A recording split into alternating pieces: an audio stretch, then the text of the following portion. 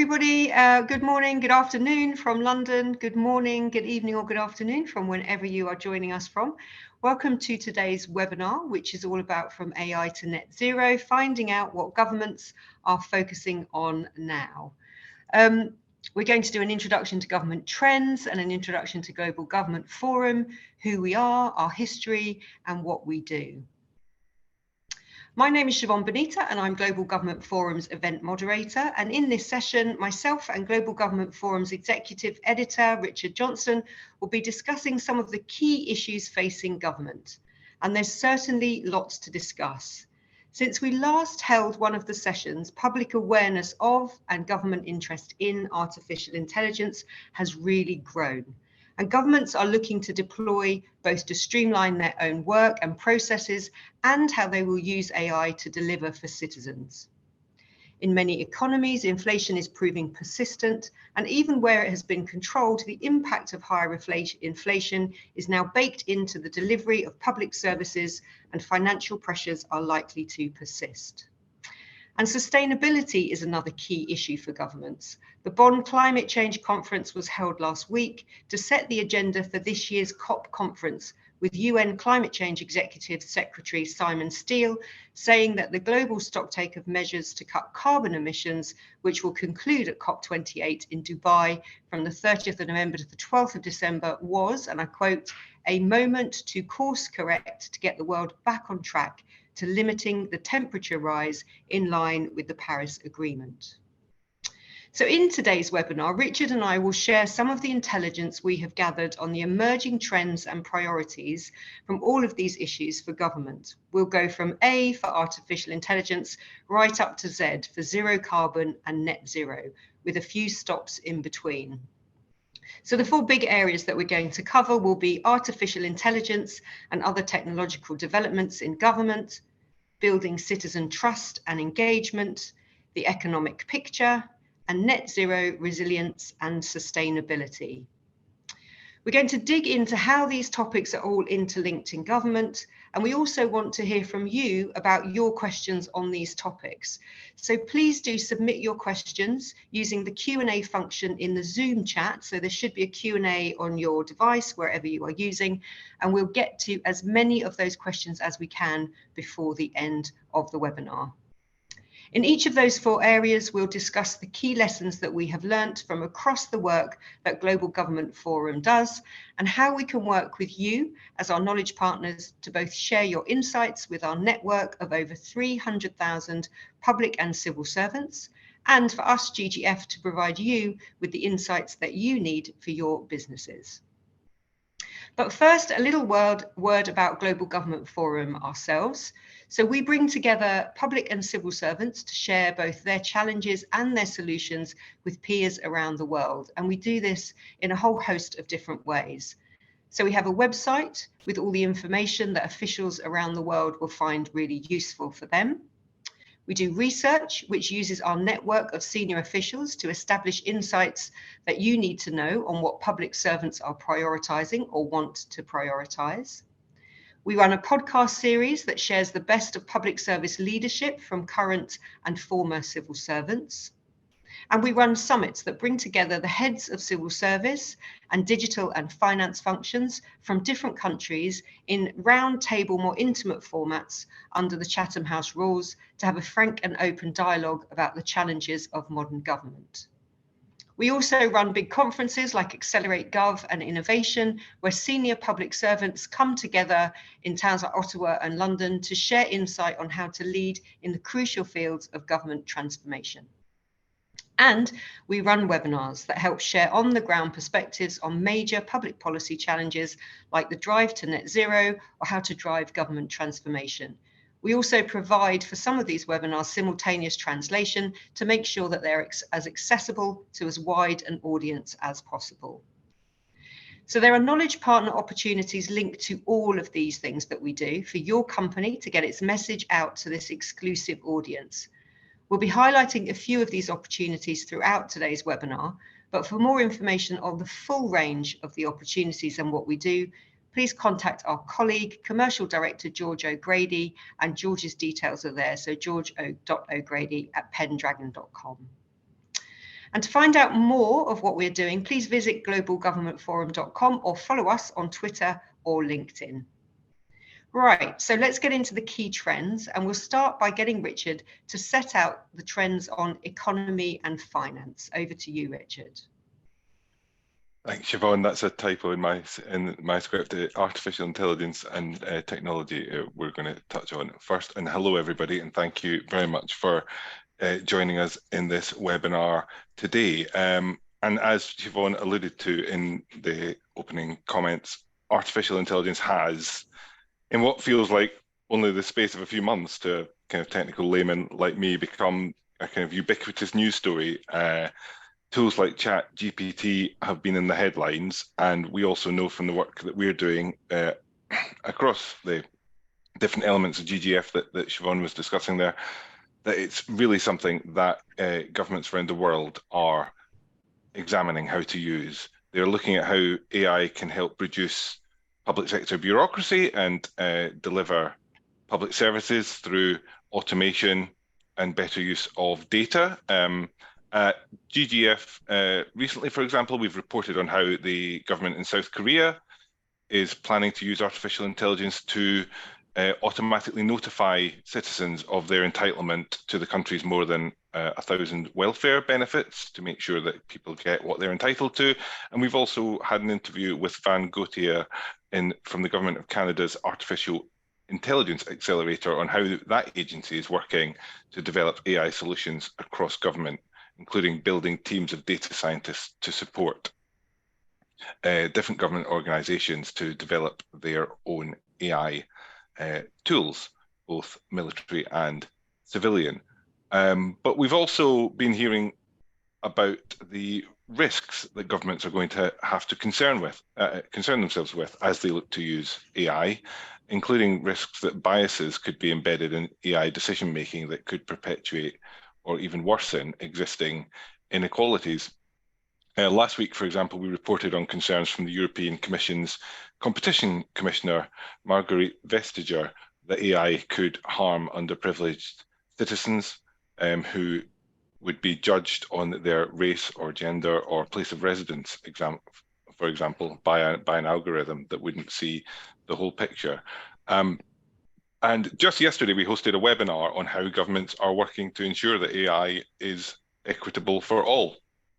We heard from public servants in Germany and Scotland, as well as the Jalisco state government in Mexico, about some of that potential for AI, but also the challenges of using it.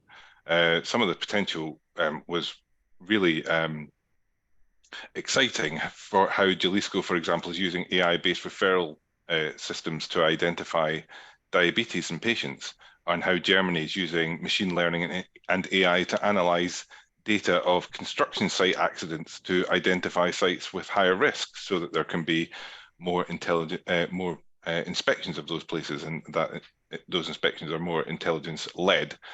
But on the side of the concerns, we also heard from Laura Carter, senior researcher in public sector algorithms at the Ada Lovelace Institute, for example, who highlighted a lack of clarity in how governments need to treat the data they use with AI. To use the UK as an example, there's the GDPR data regime, and then the 2010 Equality Act that data needs to comply with both those regulations, and that can be increasingly difficult when it's being used in AI systems. Concerns were also raised about how governments can actually use AI if, for example, frontline workers, such as social workers, are going to have confidence in intelligence from AI systems using data. Are they going to be able to trust the outputs from AI systems if they're not sure how they were generated? And the need broadly across the piece for AI systems to be explainable to citizens in a way that is accessible, so that people can understand how decisions are being made about them. And there was a really great engagement from speakers to share their expertise and the challenges and opportunities in that session. And in the follow-up information that we provide after this webinar, we'll share the link to that recording. It is on YouTube already. and on the Global Government Forum website.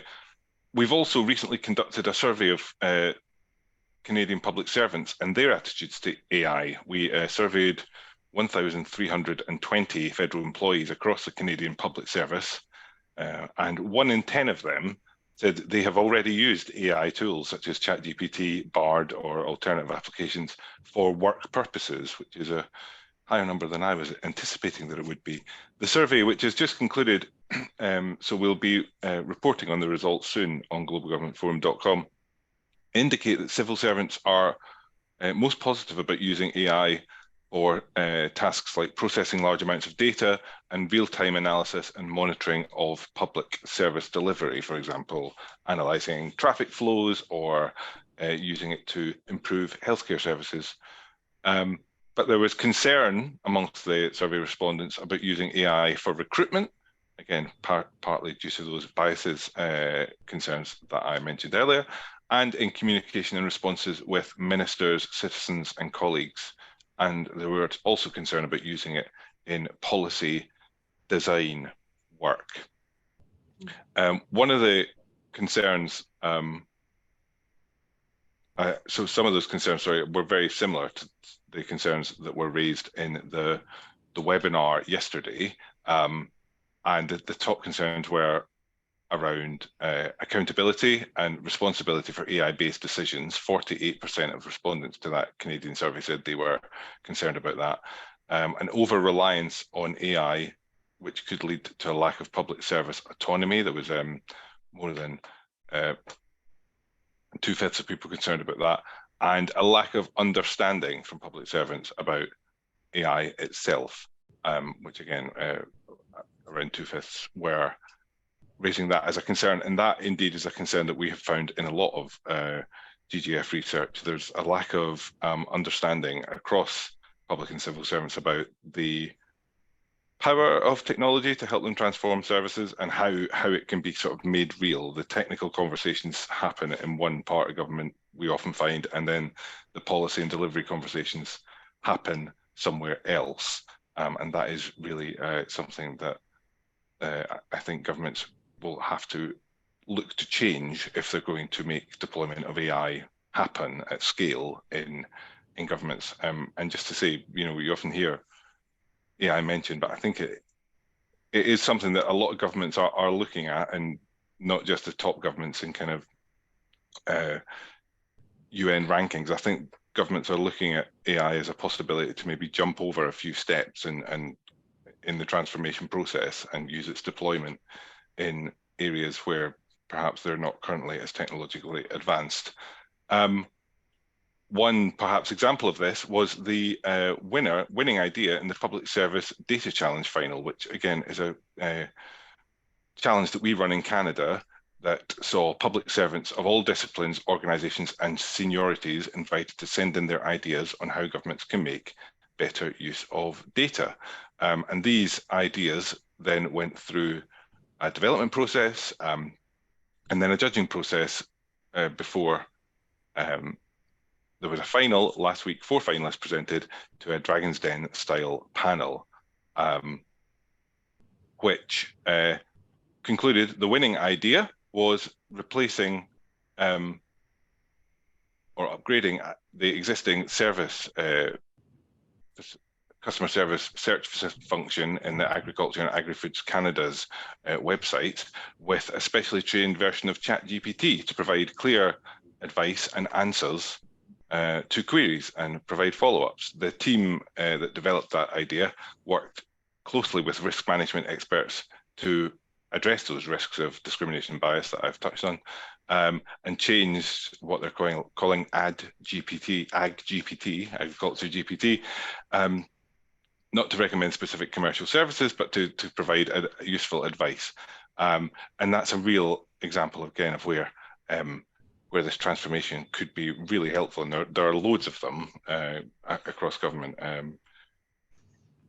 around the world, and we're picking up a lot of them in our work just now. We also run a data challenge in the UK, and as you can tell, there's a lot of interesting developments here. These are some of the kind of commercial opportunities that we'll have discussion of AI in them over the next year or so. Our Public Service Data Challenge event, Public Service Data event in September, Accelerate Gov in Ottawa in Canada, and then the Digital Summit for digital leaders that follows it, and then the Public Service Data Challenge, the next iteration of that as well.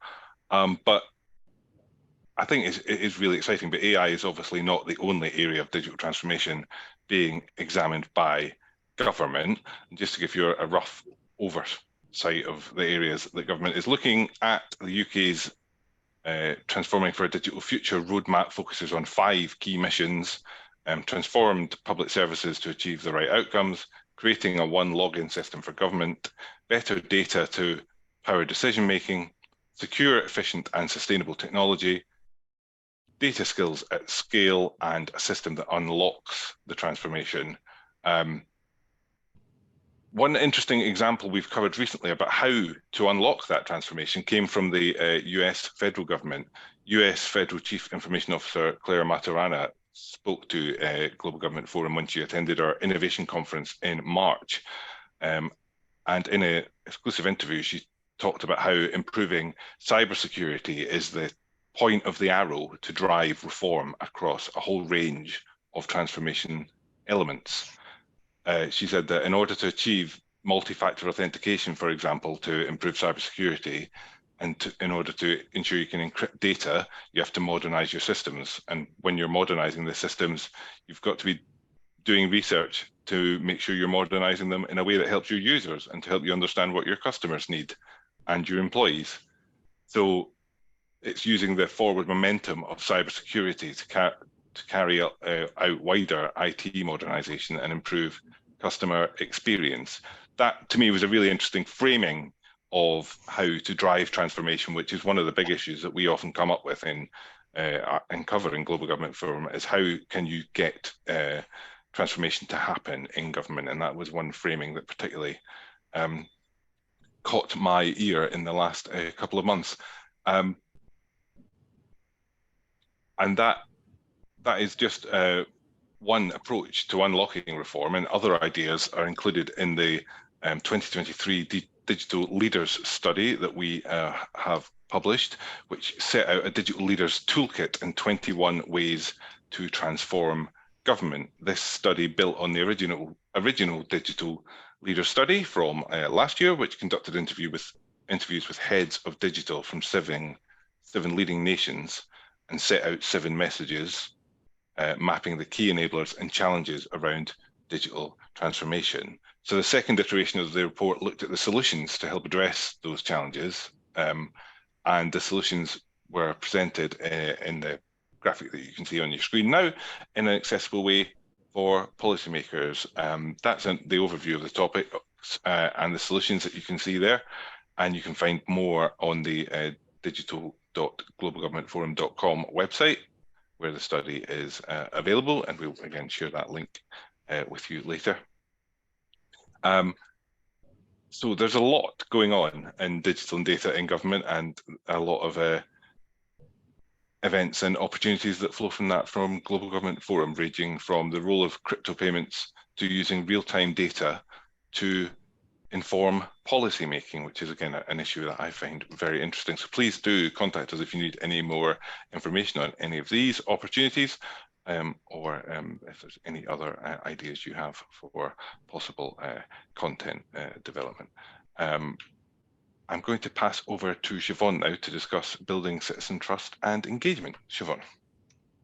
Thanks so much, Richard. But just to say to the audience, as Richard said, there's a lot there on kind of AI, digital, data, technology. So if you have any questions today that you'd like us to answer, then please do message them in using that Q&A function. But, you know, as we say, all these kind of issues, the 4 issues we're talking about today, link together, and technology allows governments to undertake a much broader range of citizen engagement than they have ever been able to do throughout history before. So However, there is a need for government to build citizen trust in this digital era. We're not alone in highlighting this as a priority for government. The OECD has named new ways of engaging citizens and residents as among one of its global trends in its Government Innovation 2023 report, which highlights the drive for increased engagement with citizens and residents as a way to enhance representation, participation, and openness. The OECD highlights a host of possible innovations, from things like citizens' assemblies and juries for policymaking to what it calls matrixed government, where the public sector restructures itself to respect, recognise and enable different ecosystems to collaborate in order to make contributions to society. The OECD research also illustrates the need for action, for real action. It highlighted that its survey on the drivers of trust in public institutions in 2021 across 22 countries found half of respondents said that the political system does not let them have a say in government decision making, and less than a third are confident that the government would use inputs given in a public consultation. These perceptions persist despite the OECD also finding that in most cases, at least half of participant recommendations are accepted by public authorities. However, this perception chimes with a finding in the 2023 Responsive Government Survey, which found that the proportion of officials who believe their organisations has a cyclical improvement process that integrates citizen and end user feedback has fallen from 58% in the 2021 survey to just 45%. So this is the biggest year-on-year decline of any category in the Responsive Government Survey, which is hinting at a wide underutilisation of user feedback. The same proportion of public and civil servants agree that their organisation has the necessary cyclical processes to support improvement, and only around a third of respondents say their organisation considers wholesale system change for streamlining administration. So in this area, what are governments looking to do? We know that government are looking to tackle disinformation. In the UK, for example, the government has developed an online media literacy strategy to help improve understanding of content online and empower users to make safe choices online. In particular, the plan calls for teachers, carers, librarians, and youth workers to be trained to help youngsters and disabled people spot disinformation online. That's just an example. More broadly, in November 2022, 42 countries around the world adopted the Declaration on Building Trust and Reinforcing Democracy, with action planned under two categories. So creating opportunities for inclusive public participation and deliberation, and strengthening democratic representation.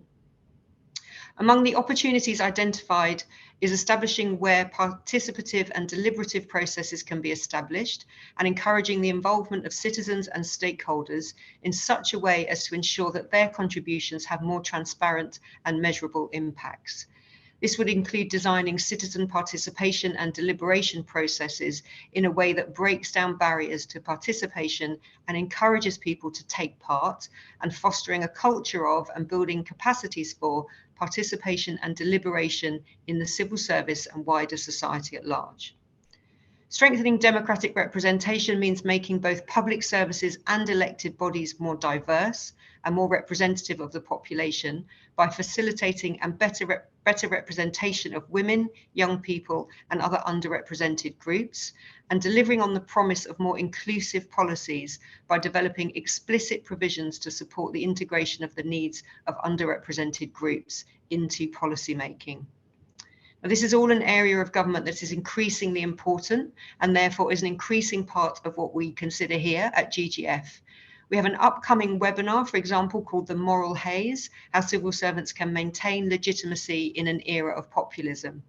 While we're also undertaking a study of heads of public services, I think it's the first time this has been done, to develop a blueprint on leading a modern public service that will look at things like citizens' trust and in citizen engagement as one of the key challenges facing governments around the world. And we're going to cover the outcomes of this research at the Global Government Summit, which will be held on the 23rd to the 24th of January next year in Singapore. And now back to Richard, who's going to look at the global economic picture. Thanks, Siobhan. And just before I do, just to answer the question that's come in from Harminder Matharu, sorry, Harminder, if I'm not quite pronouncing your name right, whether the slides will be available post the session. Yes, they will. They'll be available on the webinar page, and we will link to them in the report from the session as well. Yeah, so since the last time that we held one of these sessions, or when we last held one, I was warning in this little section about the economic picture that the lights on the global economic dashboard were flashing red.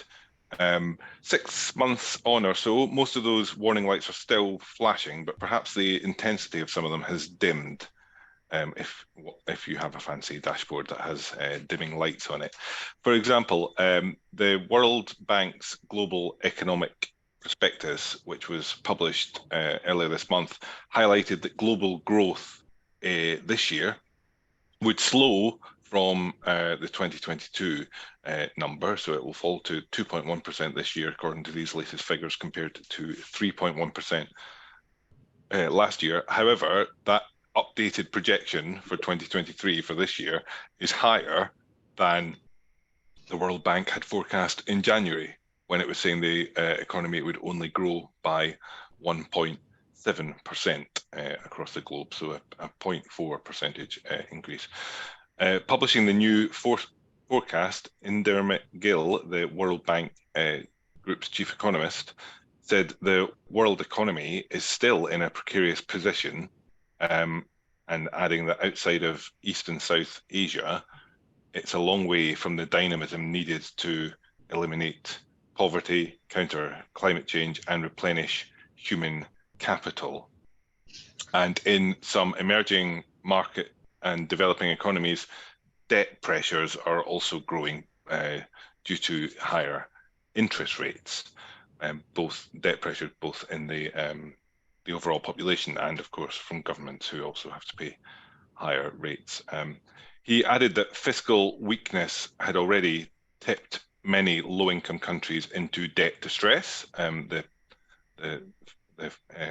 financing of their debt, while the financing needed to achieve sustainable development goals are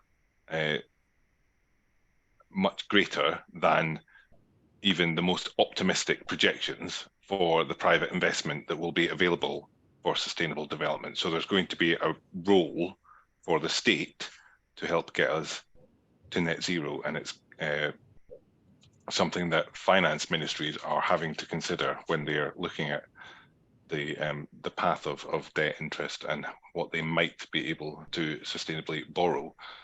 Similarly, the International Monetary Fund has written about how governments should use fiscal policy to promote economic stability and address some of those risks to the public finances.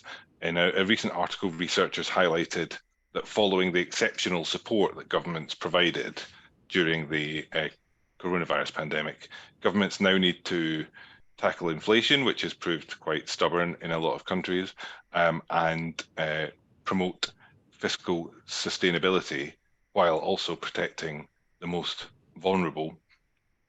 The IMF researchers say that in the 3 years since the pandemic, fiscal policy has moved a long way back towards a more normal path.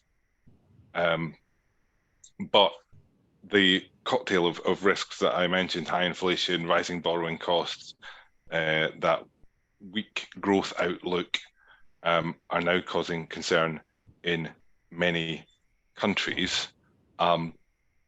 And it's a big issue for lots of governments because they face acute financial pressures for two reasons that are kind of interlocked. One is that high inflation is leading to more industrial relations disputes as governments move to offer pay deals to their employees that are lower than the rate of inflation in many countries.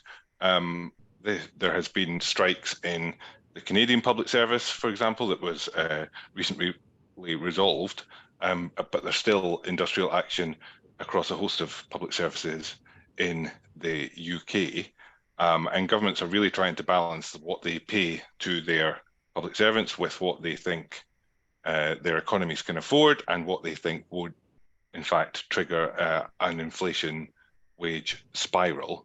The other fiscal pressure that is growing more acute is the long-term one, that there's increasing demand for services in many countries due to aging populations. That is a long-term trend that seems like it will be with us kind of permanently now, and it has been exacerbated by the backlog the backlog in provision and in waiting lists in many countries as a result of the coronavirus pandemic that kind of knocked many systems for 6. So it feels like governments around the world are in a bit of a fiscal bind in the years ahead, with spending being constrained to help rebuild the public finances and tackle inflation, but the demands growing and indeed leading in some cases to industrial action or strikes that could exacerbate the waiting lists and contribute to the problem. Excuse me. And this really presents a quandary for government. Michael Vernick, who is currently the Jarolowski Chair of Public Sector Management at the University of Ottawa, but also the former clerk in the Canadian government, the Canadian government's former cabinet secretary, has told Global Government Forum that many governments are now in a period of tapping the brakes on their spending. A period of fiscal correction is underway. In Canada in particular, he highlighted that a long cycle of government spending growth had come rather abruptly to an end, and there was already a downsizing in operational budgets. So there's a real, that squeeze is leading to governments looking at how they can drive value for money. And in the UK, again, as a specific example, the Chancellor, Jeremy Hunt, has launched a public sector efficiency drive with the aim of trying to match the public sector efficiency improvement, which currently stands at about 1.6% a year, to the forecast growth in public spending from those pressures that I mentioned, which is around 2% a year. It will be no surprise for you to learn that, based on what I set out earlier, that artificial intelligence is set to play a big part in kind of bringing those two numbers closer together. But there's also kind of more traditional elements of looking at how governments can drive efficiency through better use of office space and more joined up services. But as I said, these are kind of long-term issues in government. There's clearly a need to initially develop any efficiency plans and then to implement them across the whole of a government, which is a massive organization. And that is something that has historically proven very difficult to do. As I said, in the background alongside all this is investment in the infrastructure and systems needed to support moves to net zero, which Siobhan will touch on next. But just before she does that, there's a couple of upcoming webinars I wanted to highlight as part of this efficiency conversation, from procurement in government to how government can use data and technology to tackle fraud and error, and indeed how governments can perhaps use emerging technologies like central bank digital currency as well. But I'll pass over to Siobhan. Thanks, Richard. So as you say, that kind of how do governments do things more efficiently, huge challenge for governments. So if you have any questions on anything that myself or Richard have said so far, please do send your questions in. But yeah, moving on to net zero resilience and sustainability, probably the biggest challenge of all. And as I said in the introduction, there's an increasing urgency around the drive to net zero across governments and the public sector. And at the Bonn Climate Change Conference, the UN Climate Change Executive Secretary Simon Steele said that it's easy to believe we are far apart on many issues on how to make progress on getting to net zero. But he also said there are bridges that can be built to realise the common ground we know exists. And at that Bonn meeting, progress was made on issues of critical importance, including a global stocktake, climate finance, loss and damage, so paying kind of countries for loss that's already occurred, and adaptation, amongst many others. Steele singled out the global stocktake, which will conclude at COP28, as a moment to course correct, as I said, to get the world on track to limiting the temperature rise in line with the Paris Agreement. The Bonn Conference agreed the rules for this first global stocktake of climate action, which Steele said was key to laying the ground for more ambitious climate action. But this is going to be huge challenges for government around the world. And national pledges by governments and their implementation are far from enough, he said, to meet the target of keeping global temperature rises to 1.5 degrees. So the response to the stocktake will determine our success, the success of COP28, and far more importantly, success in stabilising our climate. So that's a quote from the conference. With governments seemingly falling behind on implementation of their plans to reach net zero, with many governments having set a target to reach it by 2050, there's a real need to look at how to structure governments so that they can deliver on their targets and on their plans. That's why in the UK government, for example, they've commissioned the Net Zero Review to set out a roadmap on how governments can make the transition to net zero. This review sets out a series of steps that the UK government should take, including the creation of a new cross-government office to make sure that the target is hit by 2050. The review illuminated the scale of the problem, with government actions required in 8 areas. So using infrastructure to unlock net zero, creating sustainable governance structures, backing businesses to go green, catalysing local action, increasing transparency and engaging people, delivering cleaner, cheaper, greener homes, capitalising on international leadership, and how to set the country up for 2050 and beyond. We touched on the findings of the review in our session in January, but since then, the government has responded to the report's 129 recommendations. However, instead of agreeing to create the Office for Net Zero Delivery, as was recommended, the government highlighted the creation of the Department for Energy Security and Net Zero as an alternative approach. There is now a new department dedicated to delivering on our ambitious climate ambitions, and a senior ministerial voice at the cabinet table whose focus alongside energy security is driving overall delivery of net zero across government and maximising the economic opportunity in that transition presents. However, it's still to be proven that this new department, can in fact provide that joining up that's needed across government. Among the recommendations that were accepted was that government should develop the distributional analysis of net zero policies started by the review in 2023. As governments work to reduce their carbon emissions, there is also a need to adapt to the impact of climate change. To discuss how governments might do this, we are holding a webinar on the 21st of September called Stronger Together: How to Boost a Nation's Resilience. Resilience is also a key issue discussed at both the Global Government Leaders Forum that we hold and the Global Government Summit, which I mentioned at the beginning. And to broaden the issue of resilience to resilient public services that make the most of their nation's populations, we also produce, for example, an annual Women Leaders Index to chart the effectiveness of government moves to gender equality across their public service leaderships. And in all of these, there are opportunities to support commercially alongside, as we've mentioned, bespoke research options. So that's the kind of whistle-stop tour through the 4 topics that we identified today as kind of those 4 big challenges. really now we've got time. If you've got any questions at all for Richard or myself on kind of any of the things that you've heard about what we do here in Global Government Forum, but also how you might get involved as a knowledge partner in some of those opportunities, please do send in your questions and we will get to those now. Richard, while people are thinking about those questions, was there anything else that you wanted to add in addition to what we've already covered?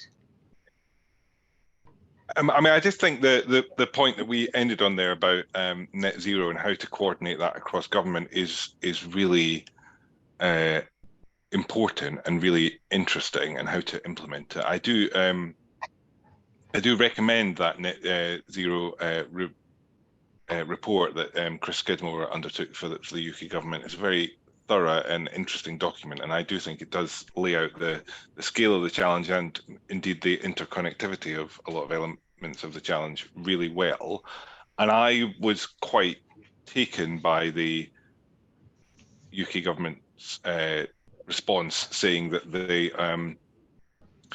the creation of the new Department for Energy Security and Net Zero would be sufficient to kind of playing that coordinating role in government, because there's a bit of a history in the UK in particular, and I think this is mirrored in other jurisdictions, of kind of if it's not being coordinated from the centre, then it might not happen. I think in the UK, for example, of long-standing efforts to devolve power to local areas, and more recently being called levelling up. And the only time there's been much progress in that in the last kind of decade plus was when George Osborne was pushing it in the Treasury. It never quite happened when it was just left to the local government department.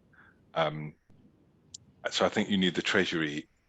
I think there's a long history of needing the Treasury and the Cabinet Office on board to get big changes through the UK system. And I think it's kind of similar in other systems. So I really do wonder about the Department for Energy Security and Net Zero being able to hold the ring, as it were, in that dreadful phrase, to get people to coordinate as is necessary to get us to net zero. And we should have mentioned, I think it came out today, that the UK Committee on Climate Change is warning that we're falling behind somewhat on our targets, that we're slightly losing our position of international leadership. So I think that's going to become more and more profound an issue, particularly as we probably are going to swelter through another 40-degree summer or something. So that was the one. I think we hold these sessions semi-regularly, and I think we could look at how governments structure themselves to deliver a project and policy priority at the scope of net zero in almost every one. I'd be very keen if anybody has any information from different jurisdictions on whether there are other approaches and what might be the best way to do it. Yeah. One of the things I think that we have also heard from civil servants, so just giving the audience a sense of where they might be able to help, is that, as you say, the scale of those challenges, so dealing with kind of priorities around net zero, but then when we keep getting big shocks in that deflect resources, that deflect talent, that deflect time, how do you keep track on a strategy and a vision when you have so many other things coming in and kind of altering priorities? So help with kind of resource allocation, with strategic alignment in these turbulent times. There are all of those kind of things I think that civil servants are struggling with as well. Yeah, and I think there were lessons learned in the pandemic about some of that. You always hear about governments being able to respond well in a crisis, and I think that is true. The kind of crisis management, immediate response when the whole of the system is gravitated towards solving one problem, that tends to be done quite effectively, but it tends to be done in short periods and around specific issues. Yeah. The pandemic did involve more interconnectivity, but Yeah. something like climate change is going to take 3 decades of effort, continuous effort, and revision of plans and analysis, and that, to me, is something that public services really need to kind of develop that skill, I think, because it will pass through different administrations. It'll pass through the governance of different political parties, most likely. It's a really long-term delivery issue. Yeah, there were some lessons in the pandemic about, for example, the Treasury, how they moved what would have been sequential policy-making processes. They did some of them in parallel. So if there was a ministerial committee and an official committee to analyse a policy, they did those two things kind of concurrently. And there was a lot of speed in the delivery. But I mean, I think one of the things we've found in a lot of our more recent work, Siobhan, is that the efforts are being made to kind of, we're almost past learning those lessons now, to try not to forget the lessons. Yeah. I don't think it's being very successful. I think there's been quite I think it's a wide societal wish to kind of forget the pandemic ever happened and move back. But I think there's an extent to which the kind of the speed of the response to government and the kind of systems that created is slightly being lost as we sort of snap back to the status quo ante. I think that is a shame, when you could take that kind of policy mindset and apply it more widely. But as I said, the problem with climate change is you can't reasonably expect people to be on a war footing for 3 decades. So it's kind of how do you plan the delivery of it? Yeah. And just to say again, we've got a question coming in from Chris Johnson. So based on your experience to date, have international governments highlighted any discussion about developing and implementing better quality digital data and technology portfolio assurance processes and functions to help with ensuring that public money is spent effectively on major programs, projects and services, particularly given the challenges with spending review, budget restrictions, sustainability and talent acquisition challenges? Richard, do you want to? It's such a massive challenge. And again, the UK system is the one that I know best. And there is still, and it feels like kind of we've been seeing this for as long as I've been covering public policy in the UK. There's still an issue about getting the funding to match how projects are delivered. It's not easy, put it that way, to get funding to follow along an agile project, digital project, where the output is not certain. You might have an outcome in mind, but you might not know how to get there. It's kind of agile project development. The Treasury doesn't like that, probably by its own admission. It likes milestones and progress reports and specific elements that it can mark on a calendar that it wants to check up on. I know that the officials involved in digital transformation and technology in the UK government are aware of this problem, and I also know that officials in the Treasury are aware of this problem. They don't think that the system as it stands at the moment, works as best it could do. But it's getting round a lot of the annual accounting procedures, a lot of the spending review processes that require things to be set out in 3-year chunks, and then even if it's a long program, you need some marker at the end of 3 years of a spending review. So it is a massive problem, and it means that governments do kind of sometimes end up trying to deliver things to unrealistic timescales, to unrealistic budgets, to meet what on the face of it, are artificial deadlines. The the public finance nerd in me would say there has to be some deadlines and some kind of accountability for these things. But it is a real problem. I know the UK government is aware of the problem, and I know that it is kind of trying to look at how it can be answered in terms of more sort of, we've already used the word, but it's kind of matrix-based funding where it comes in at different pots at different times. And we do have, there are discussions definitely going on in terms of things like technology and procurement, so digital procurement practices, and also using new technologies to, as you mentioned, I think in what you were saying, Richard, to kind of minimize fraud, error and debt as well. So all of those help in terms of, as you're saying there, the tighter kind of budgets and ensuring value for money in the way public finances are spent. So those conversations are definitely going on, and we do webinars on specifically on those kind of issues as well. And there's been quite a lot of stuff, particularly around from HMRC in terms of how it is, and the Cabinet Office, and how they are able to kind of do sort of grant assurance and things like that using kind of fintech tools that our colleagues at Global Government FinTech have covered.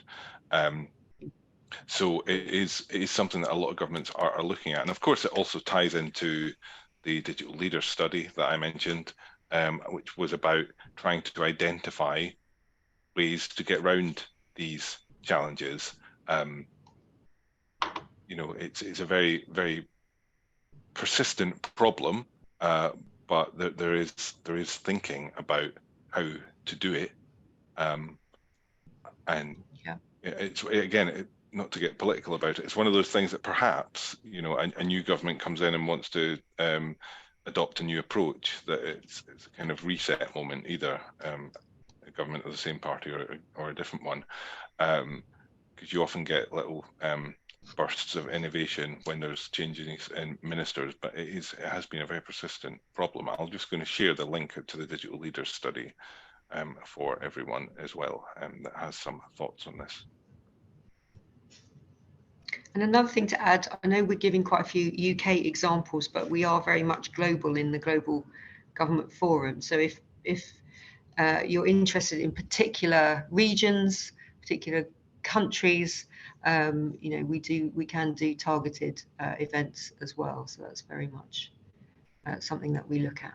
And on that point, I mean, I mentioned the survey we've just conducted in Canada. That was a kind of pilot survey. So we're very keen to run more research in Canada, in particular, because it's a network that's very strong for us. We do have a lot of good relationships across the Canadian government, and it's a government, again, where there's a lot of interesting innovation going on, particularly, as I mentioned, on AI, where they have a AI accelerator in government that is working with agencies to work out how they can use it. Yeah.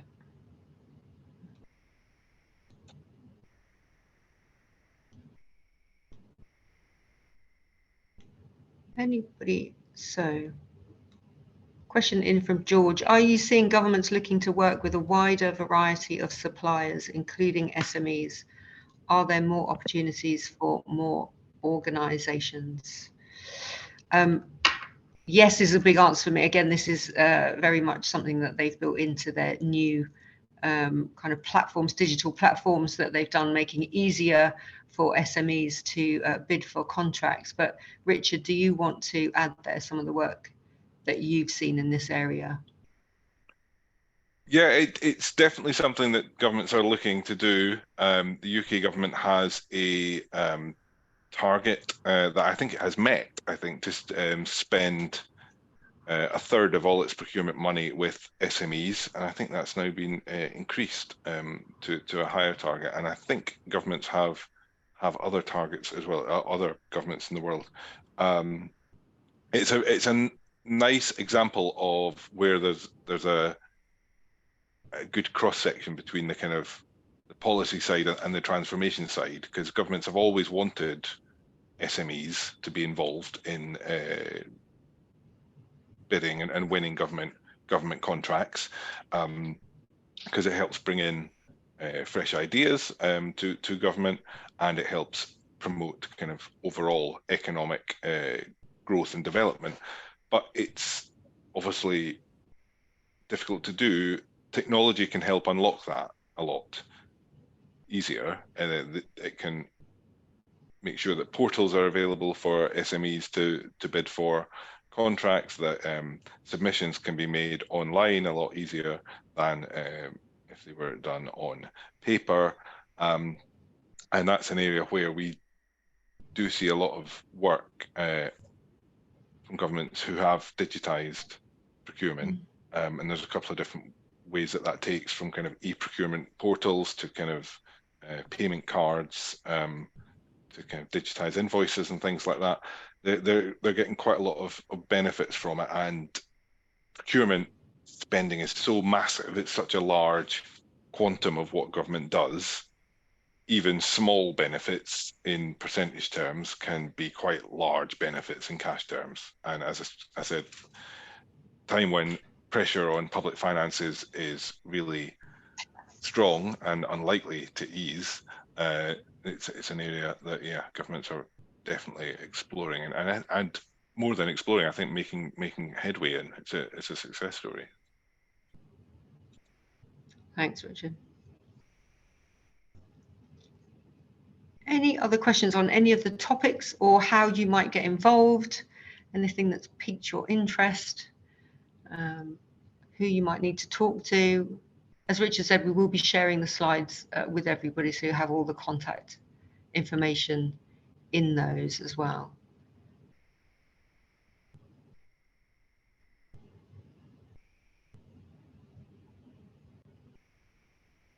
No, Richard, any final remarks from you on anything that you wanted to add? Well, just to reiterate what you said about, please do get in touch with us. We've barely scratched the surface of what GGF does. We've obviously only scratched the surface of what governments are dealing with at the moment, but we've also just provided a kind of very rough overview of the opportunities that there are to work with us at GGF. So please do get in touch. It's a really exciting time to be involved in covering the work of governments, and the opportunities to work with them that we have here at GGF are great in terms of the engagement that we get from officials at things like innovation and at things like Accelerate Gov. So it's a great, really exciting time from my point of view, for us to be working with governments, and I think that's something that hopefully we can also share with the knowledge partners when they're involved in these initiatives too. Thanks, Richard. And just to add from my experience and what I've seen as well, given all these huge challenges and given the kind of the kind of financial constraints that governments are under more than ever, I think they are really looking to work with some great private sector partners on kind of some of these challenges, because they simply cannot, the public sector cannot achieve a lot of these things alone, and they don't have the right people necessarily to meet some of these targets. So they really are looking for good partners to work with. So as Richard said, now is a great time to come in and see how you can help. And we're very pleased to provide that facilitation. Brilliant. Well, thank you so much, Richard, for giving us all your expertise as ever. Thanks to the audience for joining us. You have our details, so please do get in touch at any point, and we will send round all of the slides and the contact information. Thank you, everybody. Enjoy the rest of the day wherever you are, and we look forward to seeing you again very soon. Thanks a lot. Thanks, Siobhan. Thanks, everyone. Cheers. Thanks. Bye.